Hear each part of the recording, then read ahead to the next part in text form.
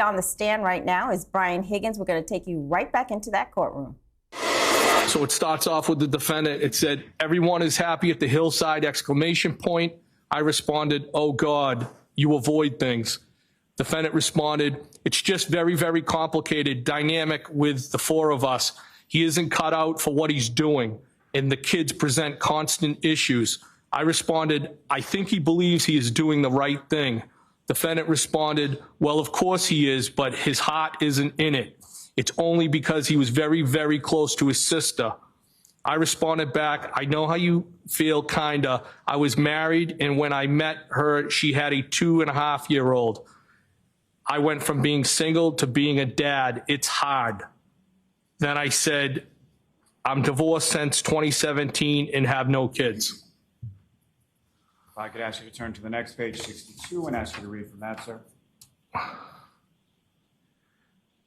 I said, "I'm divorced since 2017 and I have no kids." Defendant responded, "I try very hard, but they are very spoiled and they're not my family. My parents keep telling me I'd feel differently if they were mine or my own sisters." Then I told you he got drunk and sloppy on NYE while we were away, and that has really affected me.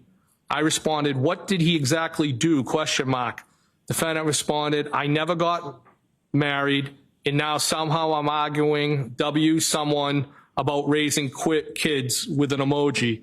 I responded, "Why don't you tell me?"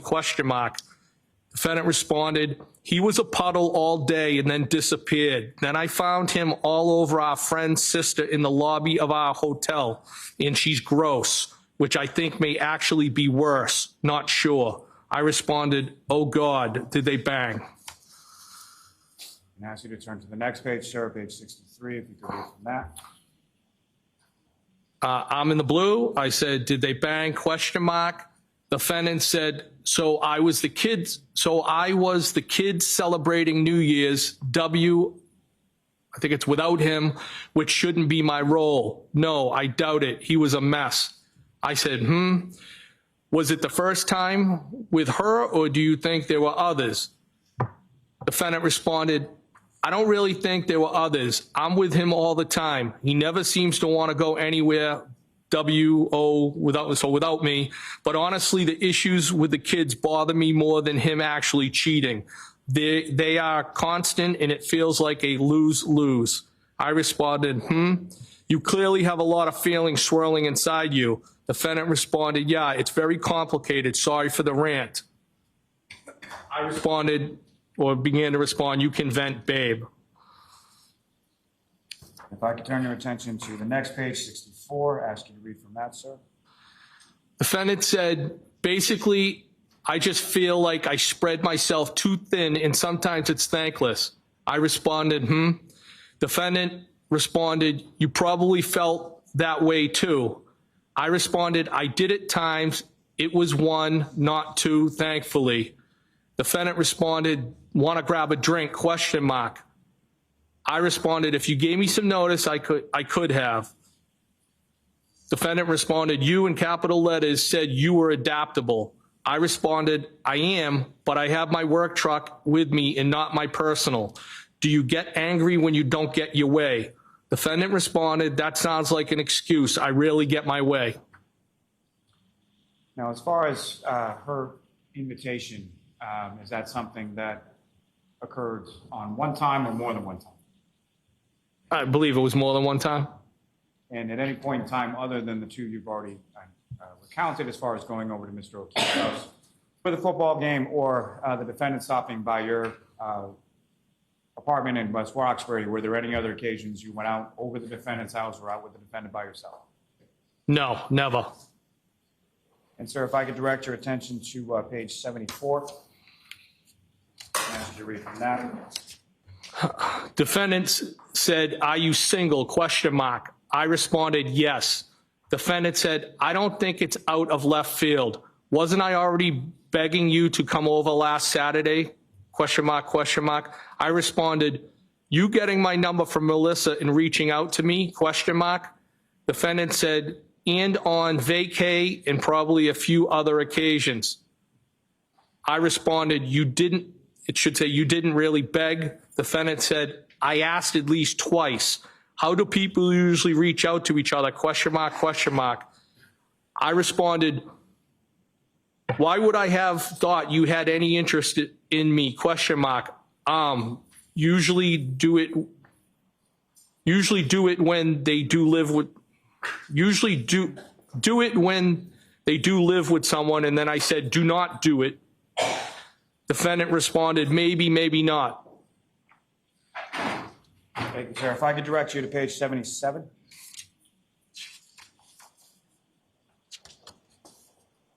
And ask you to read from that, sir.